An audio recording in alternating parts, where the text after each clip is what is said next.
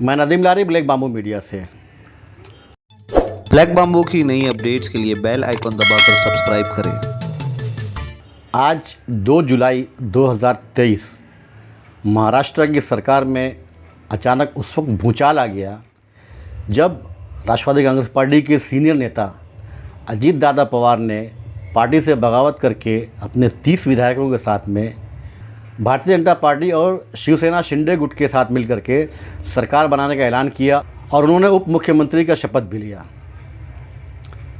बता दें कि महाराष्ट्र में ये सियासी भूचाल उस वक्त आया हुआ है जब तमाम ही विपक्षी दल मिल कर के बीजेपी और एनडीए के लोगों को हराने का प्रयास कर रही हैं, उसके लिए मीटिंग्स कर रही हैं।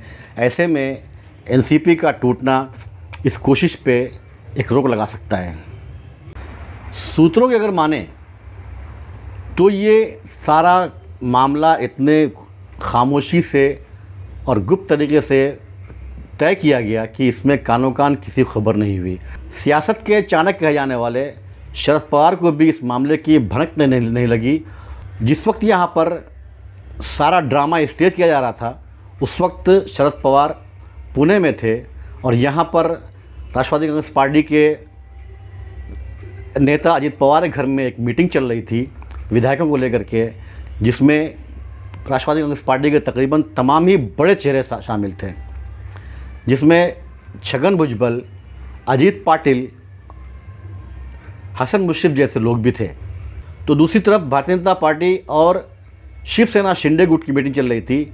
ये बैठकें इतनी गुप्त तरीके से थी कि जब ये अचानक सामने आई कि यहाँ पे सब कुछ उलट गया है। अजीत पवार अपने कुछ साथियों के साथ में, विधायकों के साथ में राजभवन पहुँचे। वहाँ पर एकनाथ शिंदे और देवेंद्र फडणवीस पहले से मौजूद थे। देखते ही देखते महाराष्ट्र की सियासत में बड़ा उलटफेर हो गया और अजीत दादा पवार ने अपने विधायकों के साथ मिल करके शिंदे गुट और बीजेपी के साथ सरकार में शामिल हो गए। इस तरह से अजीत पवार ने अपने चाचा शरद पवार को एक झटका देते हुए तकरीबन 30 विधायकों के साथ में पार्टी से अलग होकर के उनके साथ महाराष्ट्र की जनता के साथ में एक सियासी खेला कर दिया। अब सवाल ये पैदा होता है कि क्या ये अचानक हुआ या ये पहले से कोई प्लानिंग चल रही थी जिसके बाद ये मामला सामने आया है। बता दें कि राष्ट्रवादी कांग्रेस पार्टी के स्थापना दिवस पर 10 जून को राष्ट्रवादी कांग्रेस पार्टी के प्रेसिडेंट शरद पवार ने 2 कार्यकारी अध्यक्ष चुने, जिसमें पहला नाम सुप्रिया सुले का आता है और दूसरा नाम प्रफुल्ल पटेल का है। यहाँ पर अजीत पवार को कुछ नहीं मिला, वो खाली हाथ रहे, जिसके बाद से ही सियासी गलियारों में ये अफवाहें फैलनी शुरू हो गई थी कि अजीत पवार बगावत कर सकते हैं। ये दावा किया जा रहा है कि अजीत पवार के साथ में 30 विधायक हैं, अफवाहें 40 विधायक तक भी जा रही हैं। अजीत पवार ने डिप्टी चीफ मिनिस्टर की शपथ ली है। उनके साथ में पार्टी के बड़े चेहरे छगन भुजबल, अनिल पाटिल, दिलीप वलसे पाटिल ने भी मंत्री पद की शपथ ली है। दावा ये किया जा रहा है कि तकरीबन 9 विधायक एनसीपी के अजीत पवार गुट से मंत्री पद की शपथ लेंगे।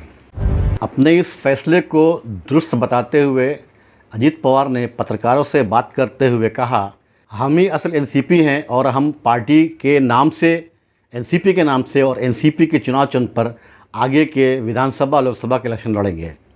हम अपने व्यूवर्स को बता दें कि ठीक 1 साल पहले ही ऐसा ही एक सियासी ड्रामा हुआ था महाराष्ट्र में, जिसमें महाविकास आघाड़ी की शिवसेना पार्टी के कुछ एमएलएज और विधायक एकनाथ शिंदे के साथ में पार्टी से बगावत करके अलग हो गए थे और उन्होंने दावा किया था कि हम ही बाला साहब ठाकरे के असली वारिस हैं, हम ही असली शिवसेना है, जिसको लेकर के मामला कोर्ट में चला गया। खुद एकनाथ शिंदे उनके विधायकों के विधायकी पर तलवार लटक रही है।